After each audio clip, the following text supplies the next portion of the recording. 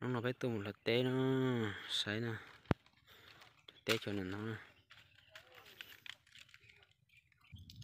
chống cùng cao đi sấy nè, sau rồi thì nó thế cho xí nó táp tỏi làm sao nó nè, làm bén nó nè.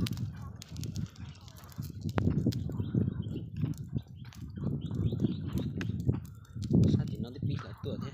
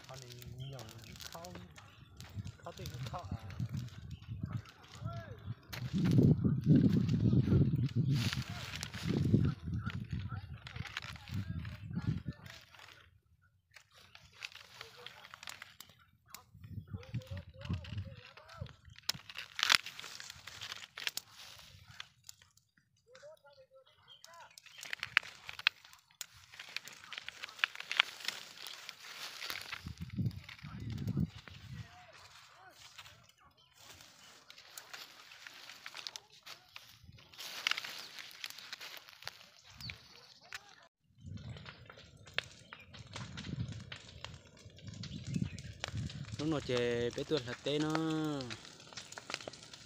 bé mua bé bao lên sư ta sẽ biết là trung thầu chơi cái trận này cũ là chơi rồng này bé tuột chỉ riêng nhà bé chỉ khá là chỉ nó chơi bé lò nhó say thêm gì xin nè cái chắp lời đi nữa tỏi nữa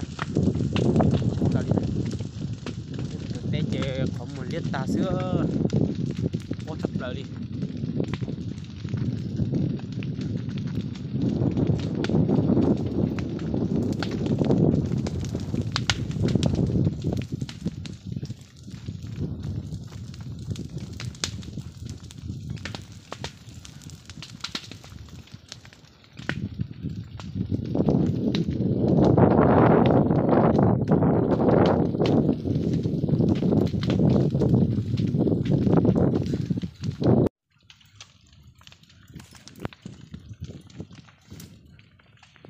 Chỉ lo chụp lờ đi nữa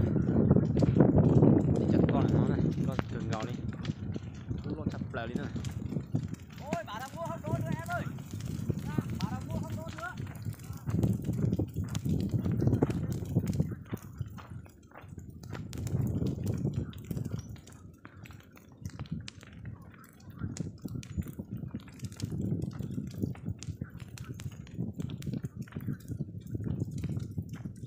Cứ lo tà đi nữa.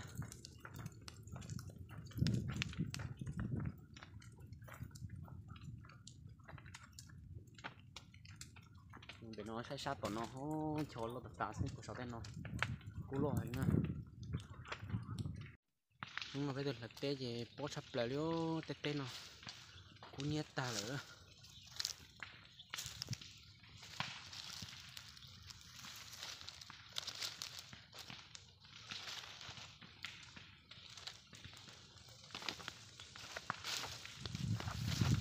bó thiên cho lo sập lại đi nữa.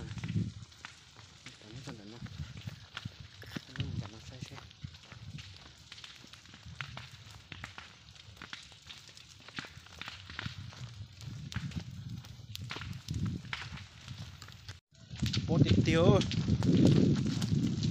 làm thầu ui bó sắp lại đi đại thiêu sai mà đi nó cũng mệt nó chỉ mà bó sắp lại đi nó sẽ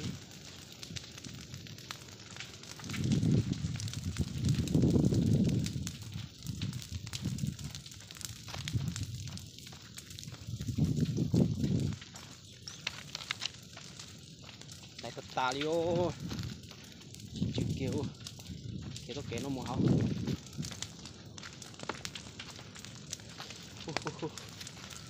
đi đi